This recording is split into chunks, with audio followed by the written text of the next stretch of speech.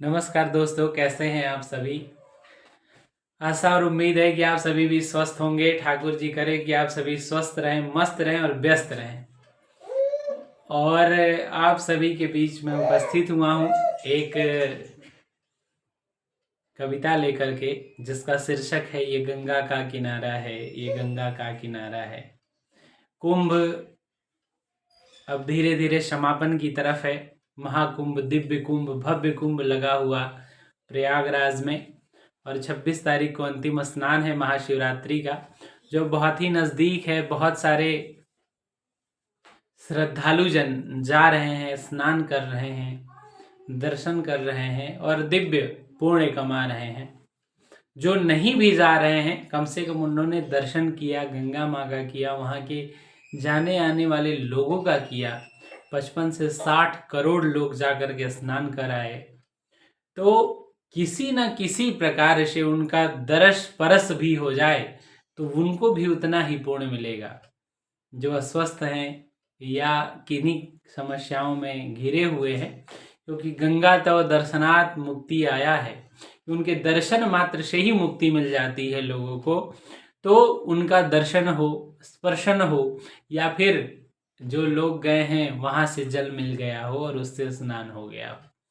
तो येन केन प्रकारेण आपके पास अगर गंगा जी आई हैं या गंगा जी के पास आप गए हैं, तो अवश्य रूप से जो भी मानसिक व्यवस्थाएं हैं कि भैया ये पुण्य है, ये पाप है, उन सब से राहत मिलेगा।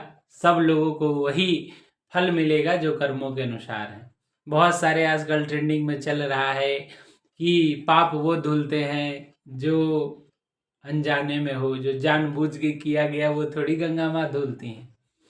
तो जो भी जा आ रहे हैं भैया, वो इसलिए नहीं जा रहे हैं कि जो अनजाने में किए हैं उसको धुलेंगे, और जो जानबूझ के किए, क्योंकि उसका हिसाब नहीं है आपके पास। उसका हिसाब तो परमपिता परमेश्वर ठाकुर जी रखे हुए हैं और वो करेंगे। हमारा सिर्फ काम करना लक्ष्य होना चाहिए। क्या मिलेगा नहीं मिलेगा इस पर चिंतन मत करिए आप, क्योंकि गीता में कहे हैं कि कर्मण्येवाधिकारस्ते मा फलेषु कदाचन। तो हम क्या है कि भैया पहले ही पुण्य के लिए निकल गए हैं कि जाए हम भी पुण्य कमाएं। नहीं, हमारा लक्ष्य ये नहीं होना चाहिए। हमारा लक्ष्य है कि तीर्थ स्थान में जाना और तीर्थ स्थल पे दर्शन करना, स्नान करना, जो भी अपनी सामर्थ्य और श्रद्धा के अनुसार दान हो सके उसको करना।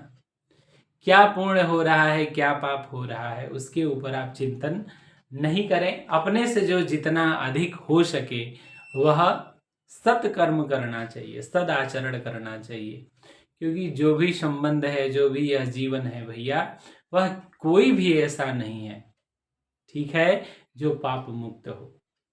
जीवन में जाने अनजाने में किया हुआ जो भी कर्म है वह धर्मानुसार है तो वह पूर्ण है भैया, और धर्म के अनुसार नहीं है तो वही पाप है। तो ऐसे हजारों, लाखों, करोड़ों अनगिनत पाप करते हैं हम सभी। तो इसके लिए विचार नहीं करिए आप सभी। अंतिम जो 2-3 दिन बचे हैं, आप सभी अधिक से अधिक संख्या में जा कर के स्नान करिए, माँ गंगा जी का पूजन करिए, वहाँ लेटे हुए हनुमान जी का दर्शन करिए अगर संभव हो, और नहीं हो तो जहाँ आप खड़े हो वहीं से प्रणाम करिए। और ये बहुत बड़े सौभाग्य की बात है कि आप वहाँ पहुँच रहे हैं। अनेकों कठिनाइयों से हो करके लोग पहुँच रहे हैं वहाँ, और कठिनाइयों से पहुँचने के पश्चात भैया अगर मन में कुछ भी व्यथाएं रह जाए तो फिर उस दर्शन, पूजन और स्नान का कोई लाभ नहीं। कोई क्या कहता है, कोई क्या नहीं कहता है, इस पर विचार किए बिना आप तो राम राम करिए हमारे हिसाब से। तो बहुत दिनों से थोड़ी थोड़ी इच्छा थी कि मैं कुछ कहूँ, तो इसलिए आप सभी के सामने उपस्थित होकर के और कुछ बात करने आया हूँ। मेरे प्यारे छात्रों और जो भी मेरे सुधीगण हैं, उन सभी के लिए ये बात है कि ज़्यादा से ज़्यादा स्नान करिए, जिस भी प्रकार से करिए, और धर्म की चर्चा करिए। क्योंकि दिव्य कुंभ, भव्य कुंभ अब जीवन में दोबारा लौट के नहीं आएगा। जो 144 साल का संयोग बना है वह ग्रह नक्षत्रों का संयोग है, और वैसे तो 12 साल में आना ही आना है। तो 12 साल का क्या भरोसा भैया, जो पल भर का भरोसा नहीं है, तो हम 12 साल तक का क्या अभी से गणना कर लें, क्योंकि जीवन की आखिरी सांसें कब सिमट जाएं कोई नहीं जानता। कुछ कष्ट भरे समय मेरे भी अभी कटे, तो ये लगा कि अचानक से इतना सब कुछ कैसे क्या हो गया। फिर भी ये लगा कि ठीक है, ठाकुर जी ने दिया है तो वही हरते भी हैं, क्योंकि मिलता तो अपने कर्मों के अनुसार है, लेकिन हरण वही करते हैं हमारे हिसाब से। तो बहुत सारी चीज़ें समझने को मिली, जीवन में एक एक दिन कम होता चला जा रहा है, घटनाएं घटती जा रही हैं, और बहुत सारा पुरुषार्थ भी करने का प्रयास हो रहा है, ये न केन प्रकारेण हो भी रहा है, ठाकुर जी करवा भी रहे हैं, और प्रयास अभी भी जारी है जिस भी प्रकार से हो। तो आप सभी भी दिव्य कुंभ भव्य कुंभ में स्नान करिए, पुण्य के भागी बनिए, और वहाँ पर बहुत ज़्यादा फोटो वीडियो और ये रील्स वील्स के चक्कर में न पड़िए, क्योंकि धर्म का कार्य है, ठीक है। वहाँ पर भैया राम राम करिए, क्योंकि धर्म क्षेत्रे कृतम पापम वज्रलेपो भविष्यति। धर्म के जगह पे किया हुआ जो पाप है भैया, वह वज्र के समान होता है।